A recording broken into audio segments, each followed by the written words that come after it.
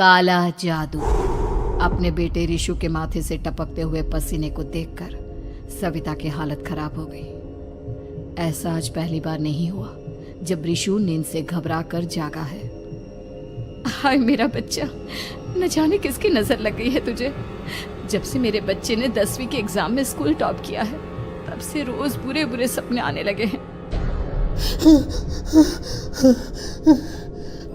हाँ माँ, मैंने आज फिर से एक काले साए को देखा।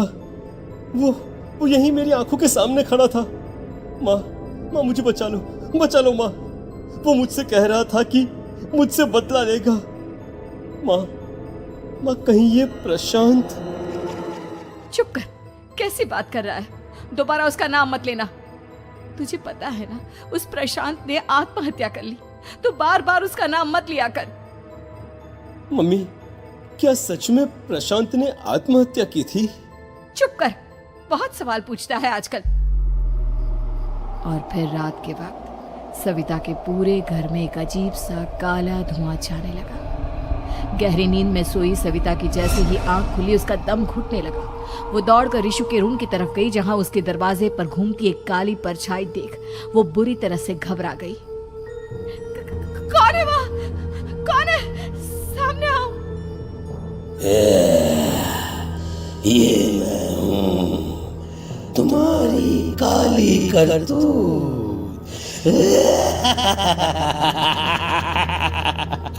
और अब मैं तुम्हारे बेटे को ले जाने आया हूँ। नहीं, मेरे बच्चे को छोड़ दो प्लीज। मेरे रिशु को कुछ मत करना। वो परछाई रिशु के कमरे में घुस जाती है। सविता भी उसके पीछे पीछे दौड़ कर जाती है और देखती है कि अब वो साया साफ नजर आ रहा था। वो सर से पैर तक खून में सना हुआ था और उसके शरीर के सारे अंग कटे फटे हैं। क्या चाहिए तुम्हें? तुम जो बोलोगे मैं करूंगी, लेकिन मेरे रिशु को छोड़ दो। उस परछाई ने रिशु को गर्दन से पकड़कर दीवार के सहारे हवा में उछाल दिया। रिशु जोर जोर से चिल्लाने लगा। माँ बचाओ मुझे, बचा लो माँ। ये मुझे मार डालेगा। माँ मुझे बचा लो माँ। नहीं ऐसा मत करो। मुझे मार दो लेकिन मेरे बच्चे को छोड़ दो। मैं तुम्हारे आगे हाथ जोड़ती हूँ। वो परछाई रिशु को जमीन पर गिरा देती है और अचानक वहां से गायब हो जाती है। रिशु, मेरा बच्चा, तू ठीक तो है ना? कुछ बोल बेटा, क्या हुआ है तुझे? मैं ठीक हूँ माँ। क्या हुआ था यहाँ पर? कुछ नहीं बेटा, कुछ नहीं। तू परेशान मत हो। हम कल ही गांव के बाहर जो तांत्रिक महाराज रहते हैं उनके पास चलेंगे। ठीक है माँ, हम जल्द ही उनके पास चलेंगे। मुझे बहुत डर लग रहा है माँ।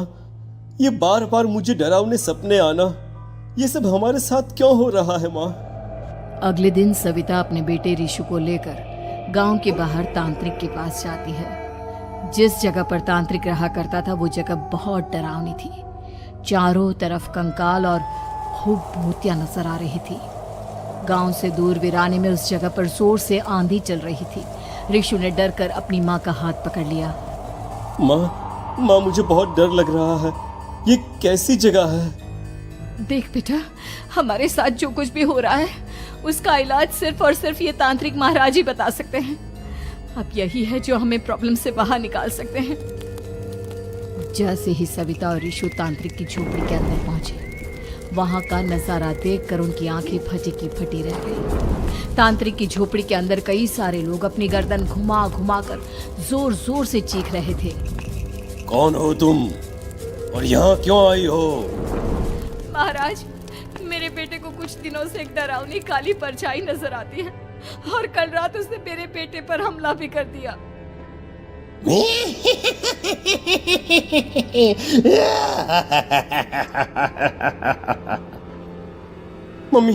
मम्मी हमें यहाँ से चलना चाहिए।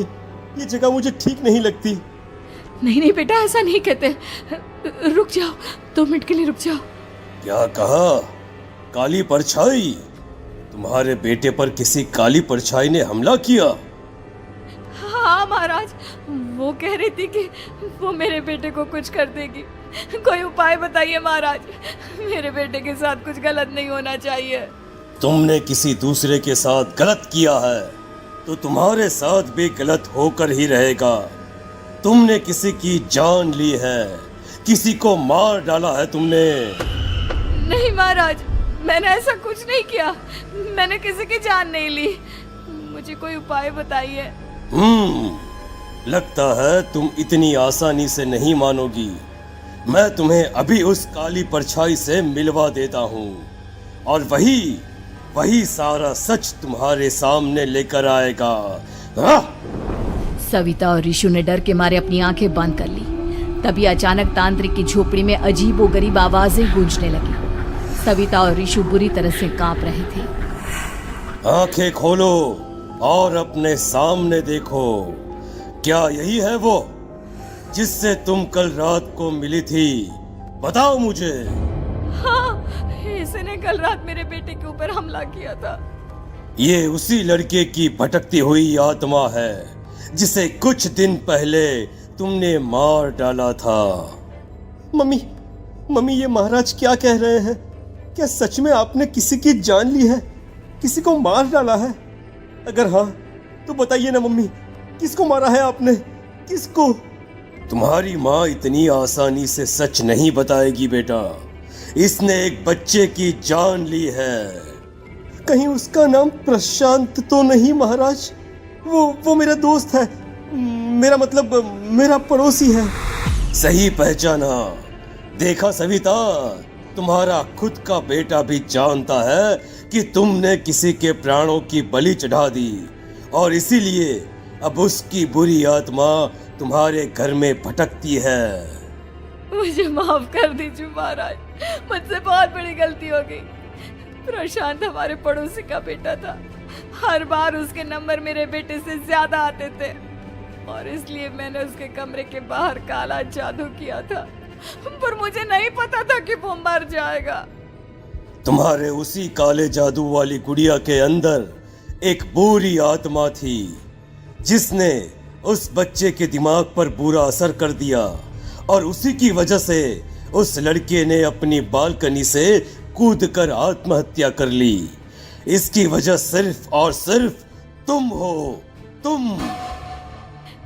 नहीं महाराज, जो कुछ भी हुआ मुझे नहीं पता था कि प्रशांत अपनी जान दे देगा। प्रशांत की आत्मा इस वक्त तुम्हारे सामने खड़ी है, हमसे बात करना चाहती है। बोलो क्या कहना चाहते हो?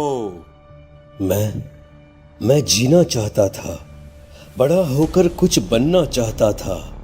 आपके बेटे से मुझे कोई परेशानी नहीं थी। अरे वो तो मेरा अच्छा दोस्त था। मुझे माफ कर दो बेटा, मुझसे बहुत बड़ी गलती हो गई, मुझे माफ कर दो। माफ करने से मुझे वापस जिंदगी नहीं मिल जाएगी। मेरे माँ बाप आज भी मेरे लिए रोते हैं। आपने मेरे साथ बहुत गलत किया है, बहुत गलत। और तभी अचानक प्रशांत की आत्मा वहां से गायब हो जाती है। सविता जोर जोर से रोने लगती है। सुन लिया तुमने?